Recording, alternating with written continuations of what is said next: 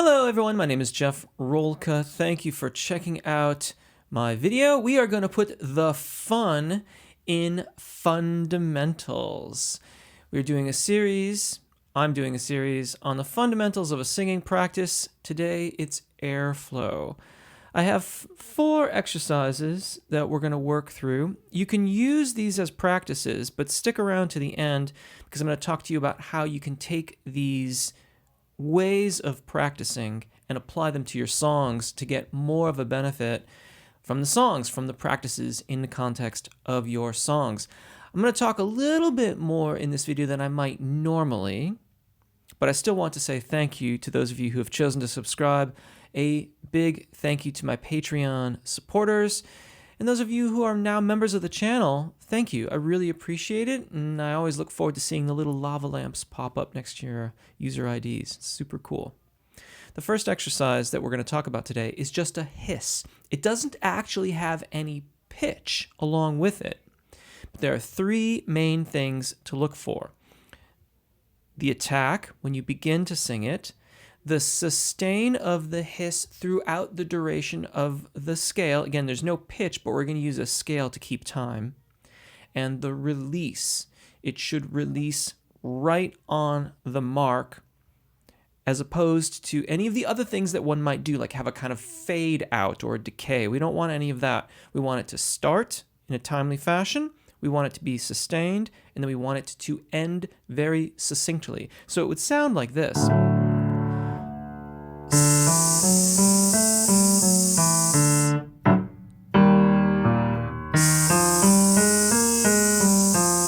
Notice what it isn't. It isn't where it's kind of swooping in, and at the end it isn't where it kind of deflates on us like that. Want a nice clean start. Keep it the same throughout the duration. Nice clean finish. So again, there's no pitch, but we'll do a couple to just try it together. And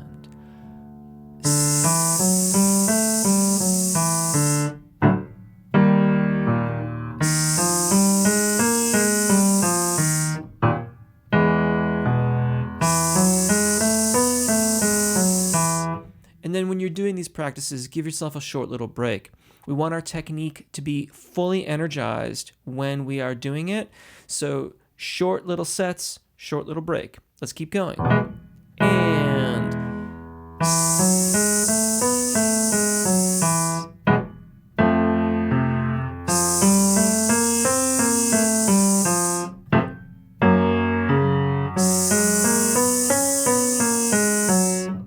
And just like that, we get a little bit of an exercise. Now, that's a very sort of, shall we say, introductory kind of exercise for airflow, yet still really, really important. It is excellent at helping us to hear how we are thinking about airflow in the middle of a scale. For example, if you sang this like this, that would let us know that you're thinking about your airflow in really small little segments. Your voice will respond better to a more consistent stream of air. So when you practice that, like all the rest of these exercises, try to keep the flow of air consistent. The next one is a Z sound into an E vowel. In this exercise, we get the benefits of that non-vocal. This is a vocalized Z sound. There's an vowel and a S aspect to it, which combined give you Z. So it's not entirely just a hiss, but it's also not just a straight up vowel. We get the benefits of that Z sound, that back pressure, and then we release into E. Try to keep the flow of air consistent. Try to keep the phonation the same. So it'll sound like this.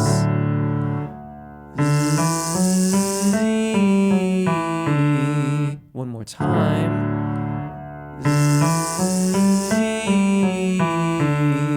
Now this is a vocalized exercise, so I'm actually going to play it in 2 hands. Some of you may start here. You can watch on the keyboard. Some of you may start here. Some of you may start there. And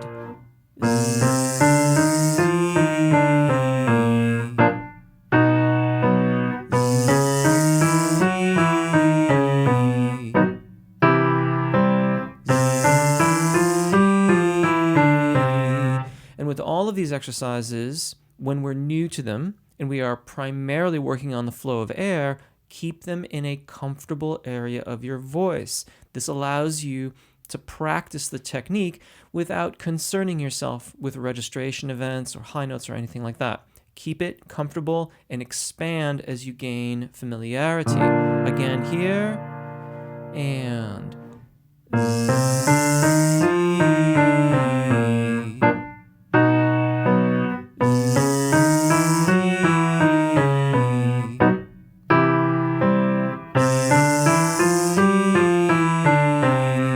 we're going to take another short little break, and then we're going to do it again.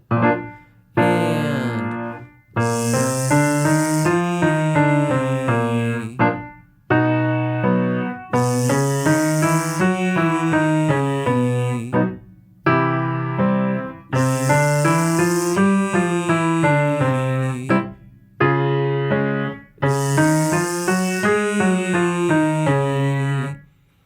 moving on. Zing. Zing has the z, which makes the articulation a little easier, and it has an ng sound that it ends with. Zing. That ng can help us balance the phonation. So we're balancing out the flow of air and the adduction of the vocal fold, how firmly it presses together. Vocal fold closure and vocal fold adduction, we're talking about the same things here. This one is particularly useful. This exercise is useful in a variety of different ways. We're going to keep it comfortable for right now. It sounds like this. Zing, zing, zing, zing, zee. So zing, zing, zing, zing, zee. Zing, zing, zing, zing, zee. Try to keep one flow of air happening throughout the entirety of the exercise. Even when you're singing the ng sound of zing, keep your engagement firm. Keep the flow of air positive. Let's try it. And zing, zing, zing, zing, zee. Zing, zing, zing, zing, zee. Zing, zing, zing, zing, zee. And let's rest for just a second. And you can try it on your own. And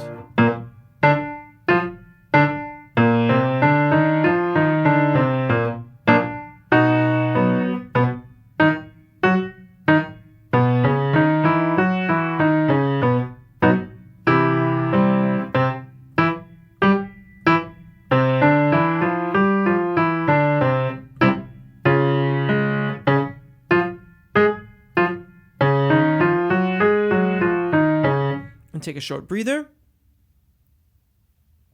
and let's descend.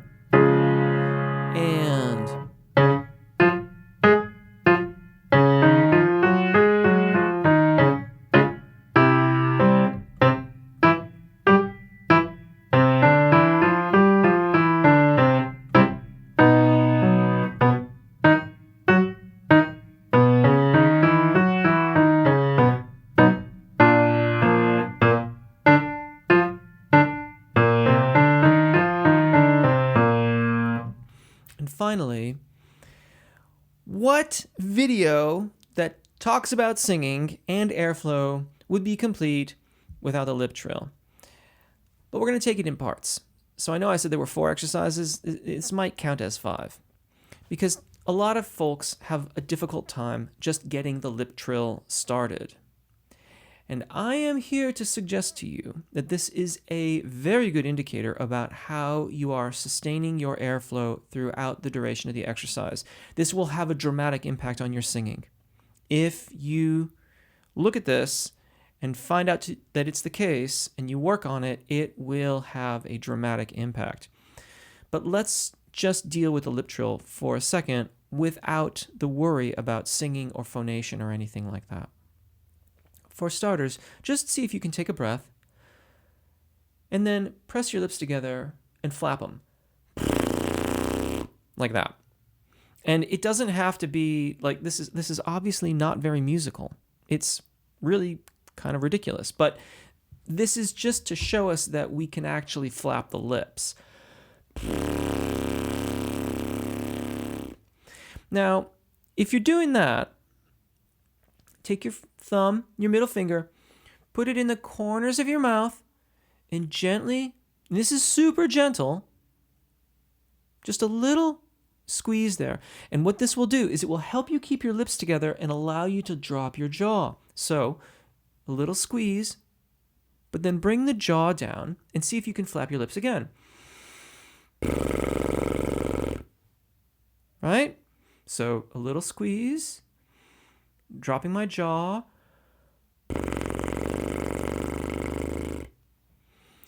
A lot of times when folks have issues with the lip trill, it is that there is too much pressure in the lips trying to squeeze them shut, and it makes it very difficult or impossible to get them to flap. You have to have just a little bit of engagement in the outer muscles of your lips, and then a reasonably consistent flow of air. And that, I would submit to you, is one of the biggest benefits of the lip trill, is it helps us to really gauge how consistent our flow of air is. There are other benefits that it has too. We're not going to get into all of those just yet. We're going to get into more of that later on in these fundamentals videos. But for right now, we just want to know that we are keeping the flow of air consistent. And if you're successful there, see if you can smear some notes around. It doesn't really matter what they are. We're just trying to put phonation and consistent flow of air together such that the lips keep on burbling away.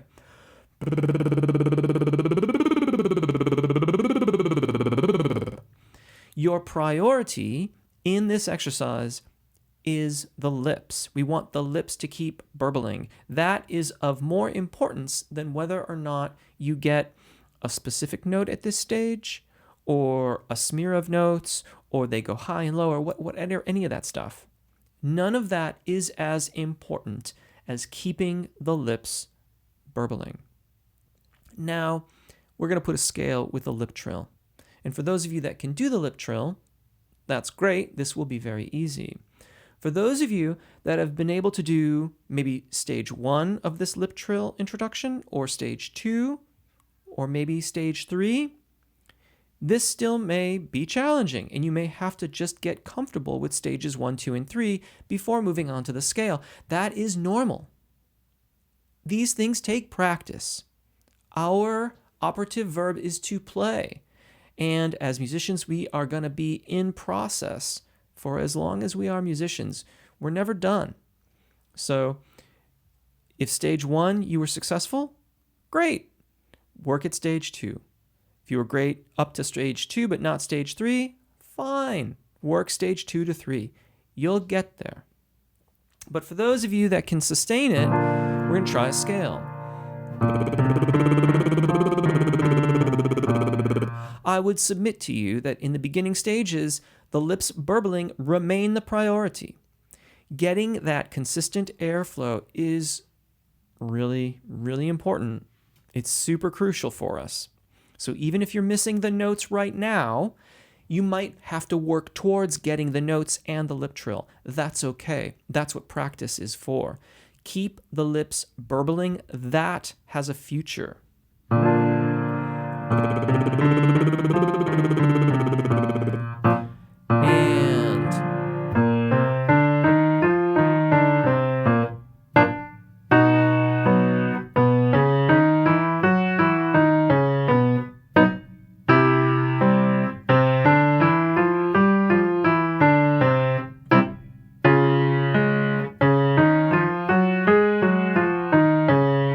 And let's take a short breather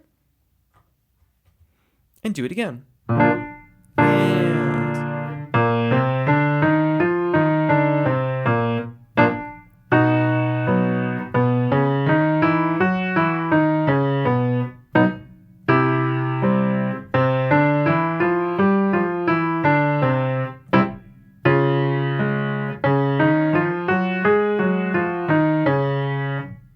just take a short breather and let's descend.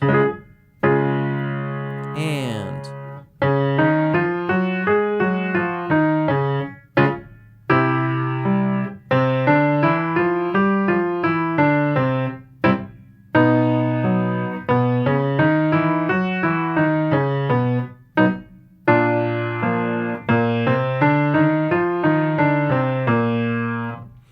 now, working on these exercises so that you can execute them effectively and consistently in the context of an exercise means that you can then use them in the melodies of your songs. These same exercises can be co-opted, if you like, to help you practice your music and make the transition from just being good at exercises to actually being really, really good at the songs go a little faster. If you just did the exercises, eventually your voice would catch up and the songs would just get better. But we can expedite this process by taking the exercises and applying them to the melodies. So for example,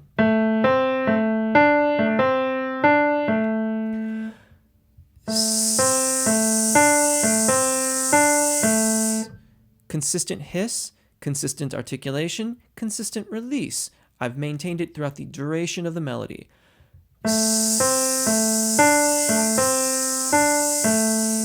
And then I can go.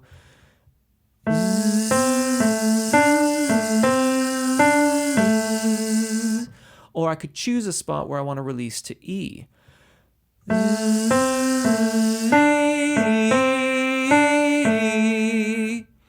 And then you could do Zing too to really get your timing right.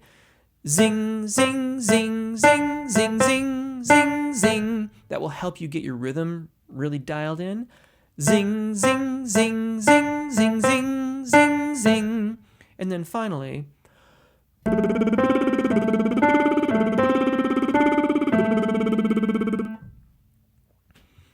and there you go.